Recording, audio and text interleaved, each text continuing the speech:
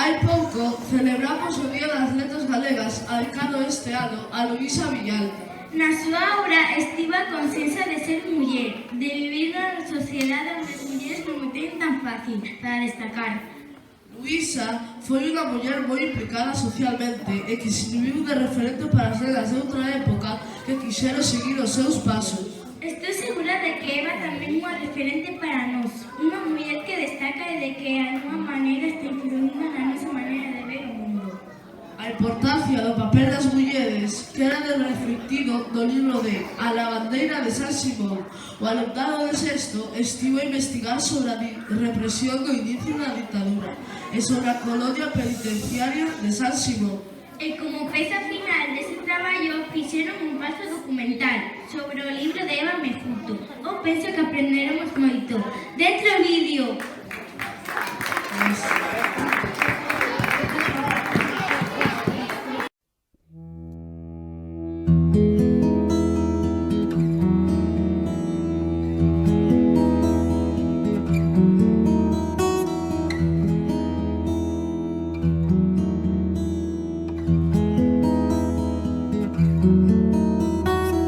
Quero cravar o teu nome cunha navalla de lúa nos outros muros da noite.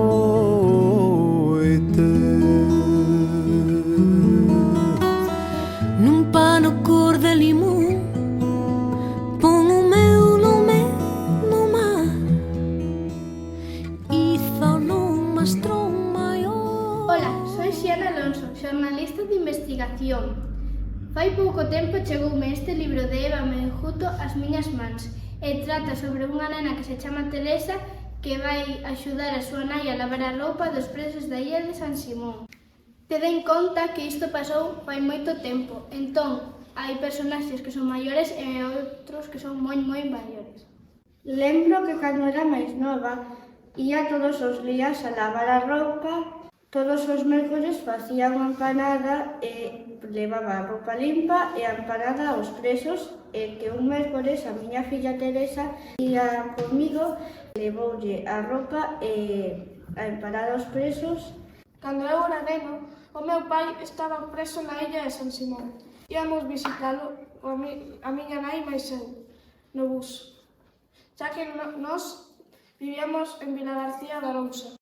A miña nai, durante a viaxe, miraba sempre polas ventás, por se acaso atopaba o noso pai tirado nunha cuneta. Eu, na cárcere, o pasaba moi mal. Tiñamos que dormir xuntos para non coller frío. Non había comida en días e botaba moito de menos a miña filla. O máis difícil era non comprender por que estaba ali. Eu todos os mércores iba á illa de San Simón a xuntar o meu marido e o meu fillo no barco conoceu a unha nena chamada Teresa. Eu acórdome cando era pequena, todos os mércores a casa cheiraba a xabón mesturado con limón e lavanda. Miña nai se levantaba moi temprano para ir lavar a roupa dos presos e cando chegaba lle axudaba a facer unha empanada de chocos. Eu sempre quería que a empanada fora para a miña casa, pero miña nai non me deixaba, decía que tiñamos que compartir cos que tiñan menos que nós. Aínda me lembro de cando fui a levar a miña nai como todos os mércores para que colla o barco, ese día deixoume ir. E tamén aquel día coñecín a Xulio, un rapaz que ia visitar ao seu pai. Cando chegamos á illa, miña nai deulle a roupa limpa máis a empanada e Xulio foi correndo ao lugar onde estaban os presos, pero non lle deu tempo a máis, porque non sei que pasaba na illa, que estaban gritando, chorando e nos tiveron que botar rápido. Dende a miña casa se vía a illa, pero non era nada igual a sensación de ali. Aquel día, cando íamos con Xulio para casa xa no barco, vin a Xulio moi triste. El dixo que era un anaco para el e outro para a súa irmá. Lembro aquel día que estábamos nunha cafetería cos amigos tomando un café e viu a Garda Civil e nos levou a todos. Despois meteronos nun barco, estábamos todos moi apretados e nos levaron á illa. Ao chegar á illa, separáronos en diferentes grupos e rifáronos bastante. Estivemos ali encerrados moito tempo sen saber o que sucedera. Lembro con agarimo aquelas mulleres que cada mércores nos lavaban a roupa. Recordo un día con a miña familia na miña casa que un par de gardas apertaron a miña porta e entraron e fixeronme moitas preguntas. A miña muller e o meu fillo Xulio viñan a visitarme na cárcel. Non sempre deixaban ver como estaba e vían cousas desagradables. E o meu fillo recordo que me dixo: volva a casa que non quero que morras. Eu era Guarda Civil e cando comezou a guerra me mandaron a San Simón para traballar na cárcel. O que eu quero saber é por que tratabades os presos tan mal. Los tratábamos tan mal por culpa dos jefes. A verdade, non me sento moi mal lo que fixemos aí. Eu levaba no meu lanchón as lavandeiras, dende o porto de Cesantes ata a illa.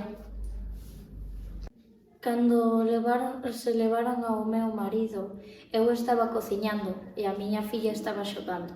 Quedamos destrozadas. Dende aí, todos os mércores íamos visitar ao meu home en barco xunto a outras familias. Moitas veces nunca chegábamos a ver o meu pai e veíamos cousas que preferíamos non ter visto. Os mércores era o día que levábamos a roupa limpa aos presos. As mulleres da zona axudábamos. Eu lavaba a roupa e levábase comida. Eu era a lavandeira porque me parecía pouco xusto que estuveran aí encerrados. Para min, o máis lóxico era axudar.